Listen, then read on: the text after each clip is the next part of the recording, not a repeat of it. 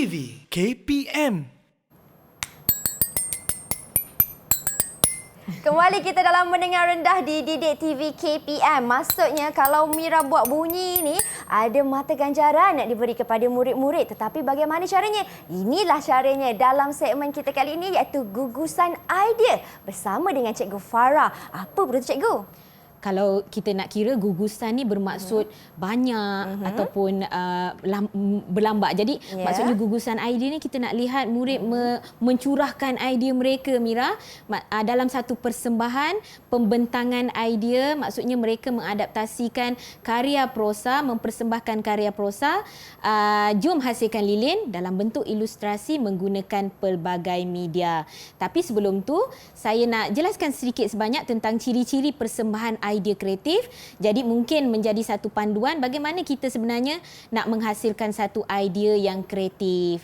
Baik, idea tu mesti idea baharulah. Maksudnya tidak ada plagiat dan sebagainya. Kemudian bersifat eksplorasi. Macam kita belajar bahasa Melayu, kita meneroka ataupun membuat pengamatan diri tentang satu ilmu-ilmu baharu, Mira. Sebab bila mereka nak buat satu penulisan dan sebagainya, mereka perlu banyak idea. Jadi di sinilah berlakunya elemen merentas kurikulum dan sebagainya. Kemudian idea kreatif itu sudah tentu mestilah menarik, kemudian berguna, bernilai, ada nilai tambah dan sebagainya. Kemudian tidak kompleks. Kadang-kadang idea yang mudah, yang kedengaran tak logik, yang kedengaran gila-gila, sebenarnya idea yang kreatif, idea baharu. Dan tidak statik, bermaksud dia dinamik, sentiasa hidup. Dia boleh berpindah daripada satu bidang ke bidang lain. Maksudnya bukan berhenti pada situ saja. Itu maksudnya ialah idea kreatif.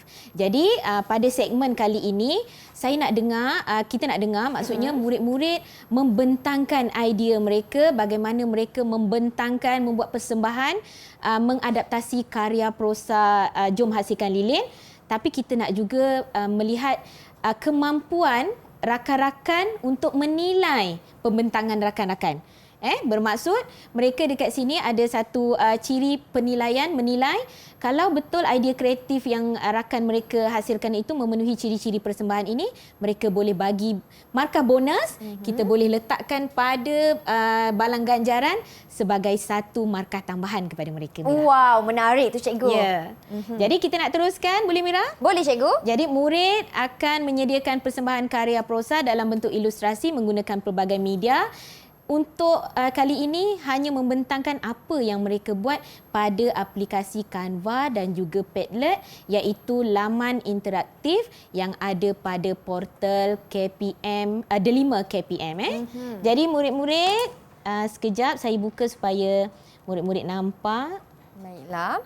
Jadi kawan-kawan saya, mereka akan bentangkan idea mereka, macam cikgu kata, melalui dua aplikasi. Masih lagi kumpulan yang sama cikgu. Ya, kreatif dan juga inovatif. Kreatif ialah kumpulan Aina dan juga Chin Hao.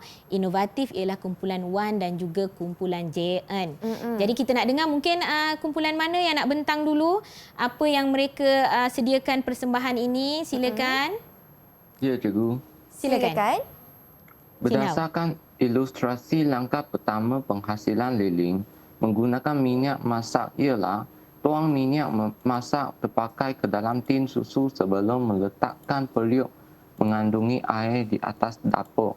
Langkah kedua ialah campurkan pembeku minyak ke dalam tin dan letakkan tin ke dalam air yang mendidih. Langkah ketiga ialah kacau campuran dan masukkan minyak aroma. Langkah keempat ialah gunting tali untuk dibuat sumbu. Baik, teruskan dengan langkah kelima. Silakan. Ya, cikgu. Silakan Aina. Langkah kedua ialah ikat lidi untuk menipis sumbu dan biarkan sumbu tergantung di atas bekas. Langkah keenam pula, tuang adunan ke dalam bekas. Seterusnya, langkah ketujuh ialah adunan dibiarkan mengeras sekitar 1 jam. Akhir sekali, langkah ke-8 ialah buka penyepit sumbu dan lilin telah siap. Ya, tahniah. Maksudnya mereka membahagikan kepada 8 langkah. Jom hasilkan lilin. Ada mungkin tambahan lagi? Mereka nak menerangkan tentang persembahan mereka ini? Silakan. Ada, cikgu. Silakan. Seperti yang dilihat pada paparan, kami menggunakan media Padlet untuk persembahan karya proses kami. Seperti yang dirancang, kami menggunakan lukisan Aina sebagai ilustrasi. Supaya langkah penghasilan lilin menggunakan minyak masak lebih mudah difahami. Ya. Tahniah Chin Hao, mungkin Aina nak sambung sedikit ataupun macam mana? Ya, cikgu. Ya, silakan. Saya dan Cik Hao telah berbincang lebih awal supaya saya dapat menyediakan lukisan terlebih dahulu supaya persembahan kami lebih menarik. Kami juga akan memuat naik persembahan kami pada media sosial kami supaya persembahan ini dapat dilihat oleh lebih ramai penonton. Ya, itu dia. Bagus. Saya teruja dengan Kak Mira dekat sini. Ya. Jadi bunyi Mira, xylophone tu. Berapa ganjaran cikgu? Dapat ganjaran. Dapat ganjaran. Ya, Tahniah. kita bagi 2 bola ganjaran, untuk satu untuk Chin Hao dan satu untuk Aina. Masukkan dalam balang yang mewakili kumpulan kreatif. Tahniah kumpulan kreatif, memang nampak kreatifnya. Maksudnya lukisan yang cantik dan bagusnya ialah aplikasi Padlet ni dia bertindak sebagai dinding digital kalau kita boleh panggil Mira. Sebab itu saya kata kita walaupun belajar sains, teknologi, kreatif dan inovasi, tapi kita mesti membentangkan dengan cara menggunakan bahasa yang gramatis. Dan kemudian mereka akan tahu orang kata terma ataupun istilah-istilah baharu, dinding digital, kreativiti dan inovatif dan sebagainya. Jadi guru-guru boleh memaparkan ucapan peneguhan positif, macam contoh yang saya buat, saya letak tahniah, lukisan yang cantik, jadi murid akan lebih bersemangat untuk melakukan satu-satu idea kreatif mereka. Tahniah kumpulan kreatif, kita boleh teruskan ciri-ciri yang terpuji ini. Aina, kamu pelukis yang baik, kamu boleh teruskan jadi kita boleh teruskan dengan kumpulan inovatif. Tak sabar kita ni nak dengar. Silakan. Ya, cikgu. Jika dilihat pada paparan, langkah pertama penghasilan lilin menggunakan minyak masak ialah tuang minyak masak terpakai ke dalam tin susu dan letakkan periuk berisi air di atas tabur. Langkah kedua ialah campurkan pembeku minyak ke dalam tin dan memasukkan tin ke dalam air yang mendidih. Seterusnya, kacau campuran dan letakkan minyak aroma. Dan langkah keempat, gunting tali sumbu. Ya, boleh teruskan dengan langkah 5? Mungkin Wan? Silakan Wan. Langkah kelima pula ialah ikat lidi dengan getah untuk menepit sumbu dan sumbu dibiarkan tergantung di dalam bekas. Seterusnya, tuang adunan ke dalam bekas. Langkah ketujuh pula, adunan dibiarkan mengeras sekitar 1 jam. Akhir sekali, buka penyepit sumbu dan lilin telah siap. Wow, itu selesai langkah mereka. Betul, itu yang saya kata mereka belajar. Maksudnya ada perkataan-perkataan tertentu macam sumbu, aroma, kemudian adunan. Jadi mereka belajar sambil menunjukkan nilai kreativiti. Mungkin Wan dengan JN nak sambung pembentangan mereka ataupun bagaimana? Silakan. Ya, cikgu. Ya, sila. Kumpulan kami ditugaskan untuk menggunakan media Canva untuk persembahan karya poster ini. Kami telah bersetuju untuk membuat persembahan dalam bentuk poster. Kami juga sangat seronok semasa proses penyediaan poster ini. Ya, mereka sangat seronok. Ini yang kita nak belajar sambil seronok, Mira. Tak adalah bosan, kan? Jadi mereka mampu menjadi seorang pelajar yang inovatif dan sebagainya. Wan nak tambah ke ataupun bagaimana? Betul, cikgu. Ya, sila. Saya bersetuju dengan JS. Kami sangat teruja menggunakan media Canva kerana ilustrasi yang menarik telah membolehkan kami menghasilkan sebuah poster yang menarik dan padat. Kami juga akan memuat naik poster ini pada media sosial kami supaya lebih ramai rakan yang akan terinspirasi untuk menghasilkan poster yang interaktif ini. Ya, tahniah kumpulan inovatif. Kita bagi lagi bola ganjaran. 2 bola ganjaran bunyi xylophone. Ya. Okey. 2 bola untuk kumpulan inovatif. Tahniah Wan dan Tahniah Wan. JN. Okey, sebentar tadi saya dah beritahu murid kena menilai murid. Jadi kumpulan kreatif Chin Hao dan juga Aina nak bagi berapa markah daripada skala 1 hingga 5 kepada kumpulan inovatif? Saya nak bagi mereka 5 bintang, cikgu. 5 bintang. Jadi masukkan 5 pada balang ganjaran kumpulan inovatif. Chin Hao nak bagi berapa? Okey. Cikgu, saya ingin memberi 5 bintang kepada 5 kumpulan bintang inovatif. juga. Bagus mereka ni. 5 bintang. Ya, Baik tahniah kawan. Kumpulan inovatif dan kreatif.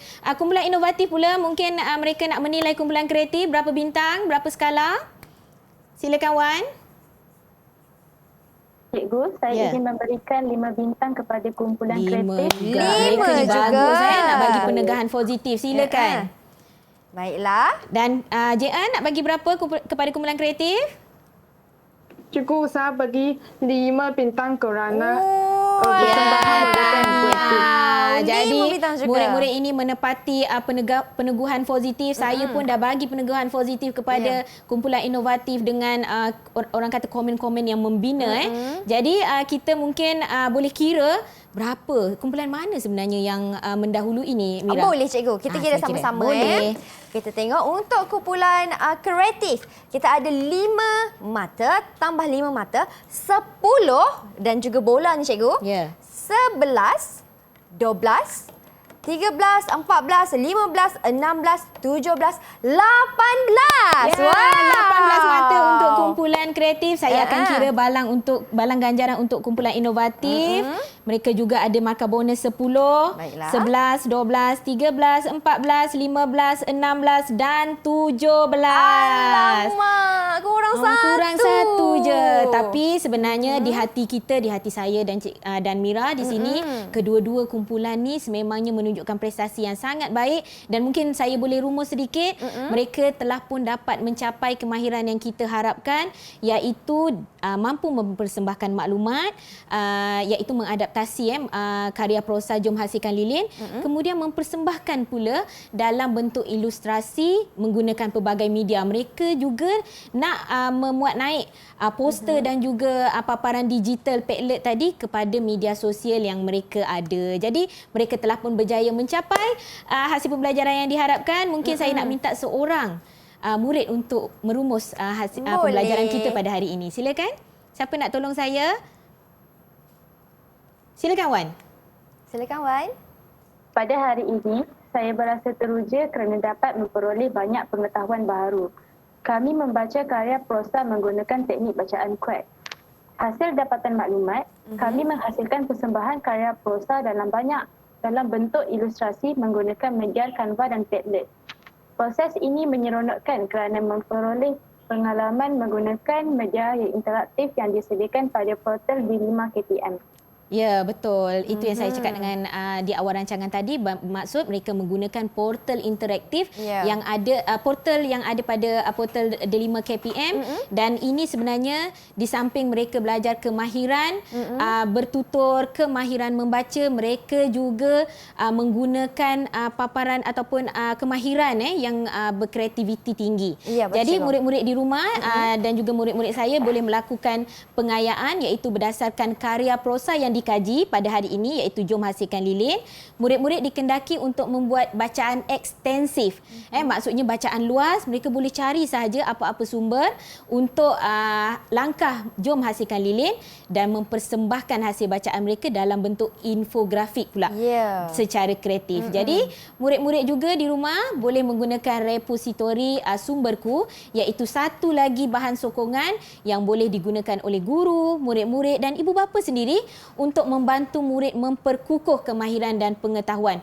Sebenarnya KPM telah menyediakan begitu banyak orang kata ruang pembelajaran kepada murid-murid, jadi gunakanlah dengan sebaik-baiknya. Betul tu cikgu.